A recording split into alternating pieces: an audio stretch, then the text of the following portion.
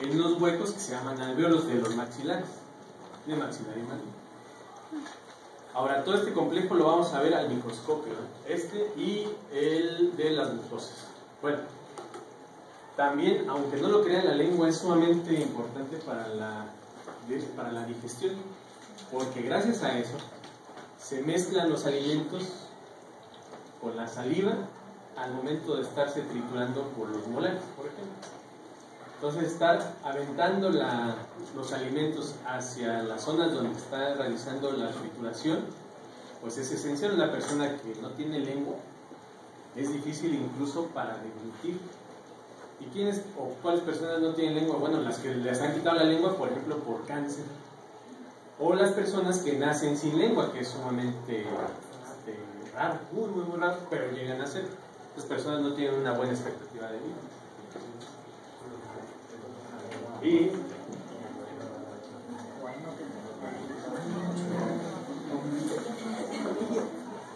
así se ve al microscopio, por ejemplo, como dice ahí, mucosa normal. Vean el epitelio y los clavos epiteliales son mucho más gruesos. El epitelio ni siquiera tiene queratina y no hay una dermis papilar o una reticular que se conozca. Muchos de nosotros le llamamos más bien lámina propia, nada más a estas zonas, ¿no? Lámina propia. Y si eso es de la mucosa labial, no debería existir ningún anexo cutáneo, pero sí glándulas salivales, a cada uno.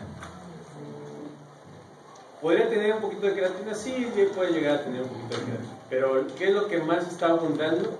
Son los queratinocitos. Y de estos queratinocitos, bueno, van a formar la mayor parte de los epitelios. No hay estrato granular, ni siquiera estrato lúcido, pero sí un estrato basal. Voy a tomar un poco. También vean qué tan vascularizado está. Estas son venas, ¿verdad? Venas. ¿Esto qué será? ¿Qué es lo que está aquí? Si esto fuera un labio, ¿qué sería esto? Es exactamente músculo esquelético. Es un músculo esquelético. Es un corte muy profundo. No sé para qué. No tiene nada. A lo mejor estaba muerto ya. ¿Puedes regresar al anterior del labio? ¿Esta? No, estaba antes esta. Gracias. No, a ver. Y bueno, esto sí es un corte de labio, pero de la porción externa, donde existen anexos cutáneos. Ustedes ya son expertos en anexos cutáneos. Sí. ¿No? Bueno. Nombre de este anexo cutáneo, que se parece a esto y esto. Glándula sebácea, exactamente de esto. Esta. Sudorípara, muy bien. ¿Y esto? Folículos pilosos. Y esta es la parte interna del labio. O sea, la mucosa labial. Aquí están los clavos que tenemos. Pero ya no hay anexos cutáneos, ¿verdad? Esta es la parte externa del labio, esta es la parte interna de la mucosa labial. ¿Qué hay aquí? Así es, glándulas salivales. Muy bien. Este es un corte y esto creo que lo van a ver en el laboratorio con la doctora Silvia, una lengua de ratón. Es un poco distinta la lengua de ratón que la de nosotros. ¿Por qué? El ratón, cuando come sus alimentos, roe, ¿verdad? Con los incisivos roe. Pero los molarcitos son muy pequeñitos y lo que tiene que hacer es, con la lengua, estar tratando de desgastarlos contra el paladar. El paladar también tiene mucha queratina. Pero vean esto. ¿Estas qué serán? ¿Papilas? ¿De qué tipo? Masticador. No, casi. Papilas filiformes, pero estos los tienen sumamente desarrolladas. Estas papilas son muy grandes y tienen muchísima queratina, mucha queratina. Todo lo demás, ¿esto qué será? Ok, no me acuerdo qué día ni qué persona, pero visité a un consultorio, estaba una doctora y le estaba explicando a una niña y a sus papás que la lengua era el músculo más fuerte del cuerpo. Entonces, pues yo estaba nada más de invitado, ¿verdad? Yo no puedo. Pero en realidad, bueno, no es un músculo, es un órgano. El órgano que se llama lengua tiene muchos músculos. Tiene aproximadamente unos 15 músculos. Unos extrínsecos y otros intrínsecos. Que sí, es sumamente, ese órgano es muy duro. ¿Alguien ha probado el tacto de lengua? ¿No? Los que no lo han hecho, háganlo. Ya aparte ya está muerto el animal, no pasa nada. Pero es ya obviamente cuando está sin cocción esa lengua, que por lo general es de res, puede ser de cerdo también, de borrego, es sumamente fibroso. El músculo o los músculos de la lengua son mucho más fibrosos que cualquier otro, eso sí. Me parece que tiene a lo mejor un poco más, se parece en cuanto a consistencia con el corazón. Claro que el corazón es mucho más fibroso que la lengua, pero este está más rico. Entonces todo lo que está aquí son músculos intrínsecos de la lengua, esto es lo que está aquí.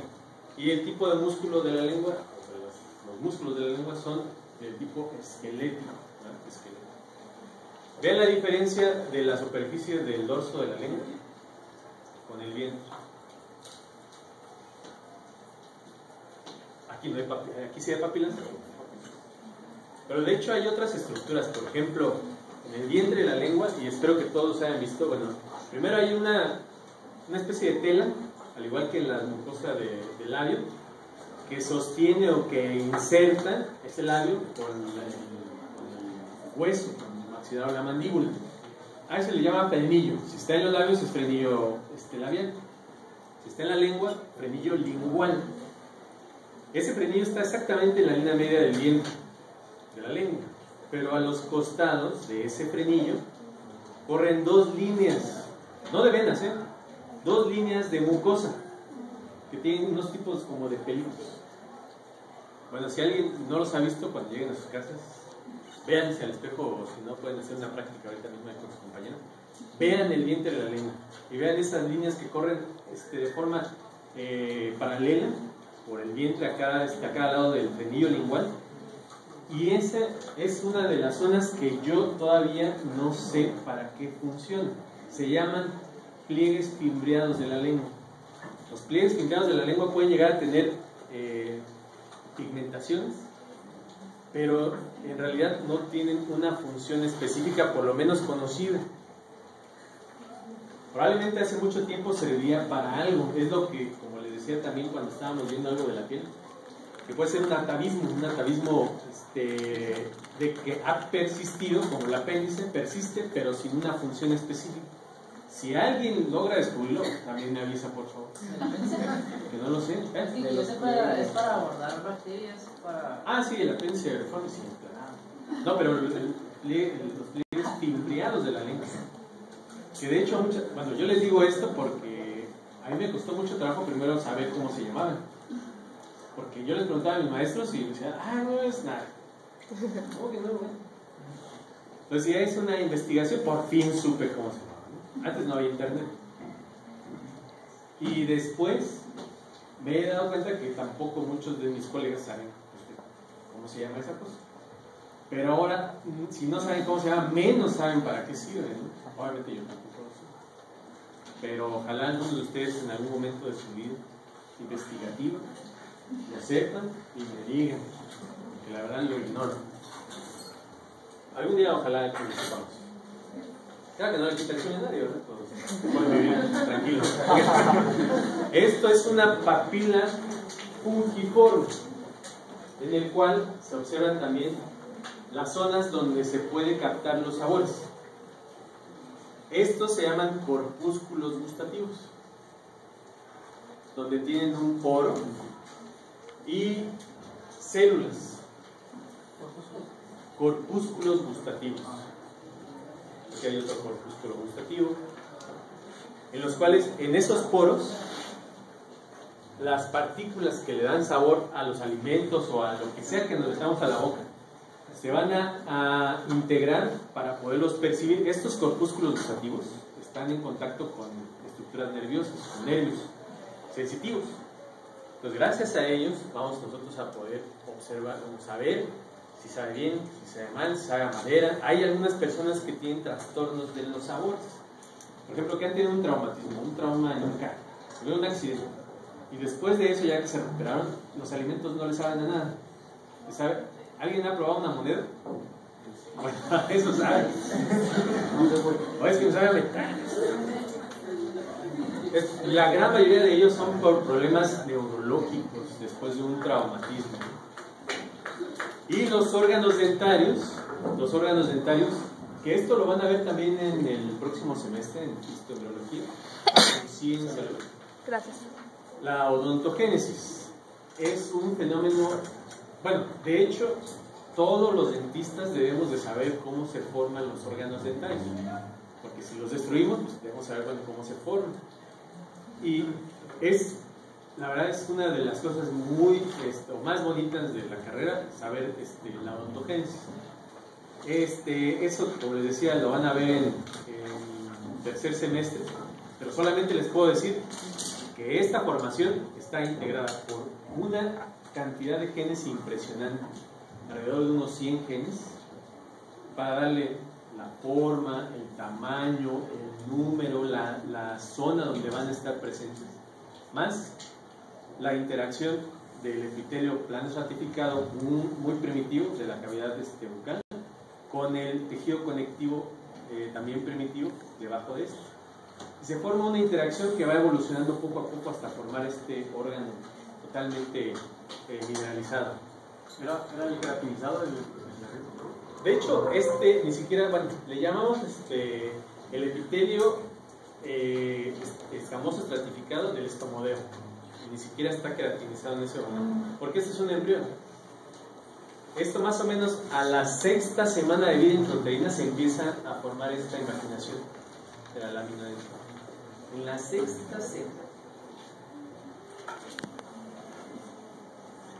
Y al cabo de mucho tiempo, ya tenemos nosotros, bueno, parece un canino o un premolar, pero ya tiene toda esa estructura completa de un órgano dentario. ¿Qué es? Okay, los órganos dentarios más el hueso que lo conforma, que lo rodea, más el tejido conectivo que está alrededor de ese hueso y el epitelio que cubre la encía, todo esto, que es todo eso también, se le conoce como periodonto. ¿Cómo que es el periodonto? Hueso alveolar. Esto es hueso, ¿no? Cemento radicular. Este es el cemento radicular. Tejido conectivo que une el cemento con el hueso alveolar, que también se conoce como fibras de Sharp-Payne. El epitelio plano estratificado y el tejido conectivo de la encía. Todo eso se llama periodonto. Periodonto. Esto es el lugar donde, por ejemplo, si existiera inflamación, empezaría a migrar. Y estos órganos dentarios, pues ya se pierden, ¿no? Cuando no tienen buen Profe, después de epitelio plano estratificado, ¿qué? O sea, la encía. Esto es encía. La encía con su epitelio plano estratificado queratinizado, con su tejido conectivo, las fibras de Sharpie, el cemento radicular y el hueso alveolar. Esto lleva por nombre todo el conjunto periodonto. Periodonto. Así como ese marcador indeleble. Anda. Entonces, bueno, ¿cómo está conformado un diente? Un diente tiene estructuras duras y estructuras blandas. En la parte más interna tiene tejido conectivo con una gran cantidad de células, terminaciones nerviosas y vascularización por capilares. A todo eso se le conoce como pulpa, ¿verdad? Ustedes son expertos ahorita también de dientes, ¿no? Saben cuánto miden, cuánto pesa, qué sabe un diente, todo eso. Vamos a ver nada más las estructuras al microscopio. Entonces, la estructura que está en el interior de un diente se llama pulpa. ¿Qué tipo de tejido conectivo tiene la pulpa? ¿Recuerdan de los tipos de tejido conectivo?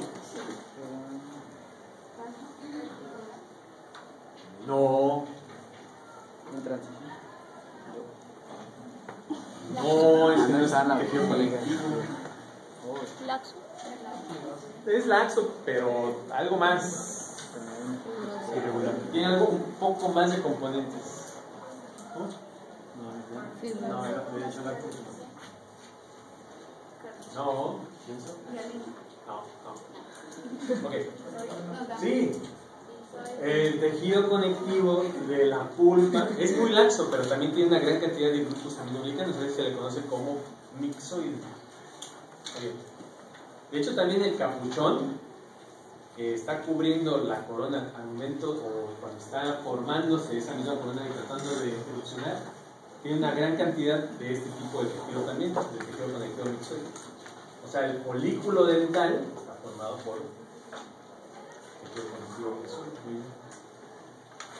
Y van a tener dentro de su formación, bueno, muchos ameloblastos cuando esté formando la corona, pero estos van a desaparecer, por eso ni siquiera vemos esmalte. El esmalte es sumamente rígido, como 90% o más de material inorgánico. El resto, que se parece mucho al hueso y esto también, esto es dentina. ¿Quién forma la dentina? ¿Cuál? Odontoblastos, exactamente. Los odontoblastos van a estar, estos son los odontoblastos. ¿De morado? Estos.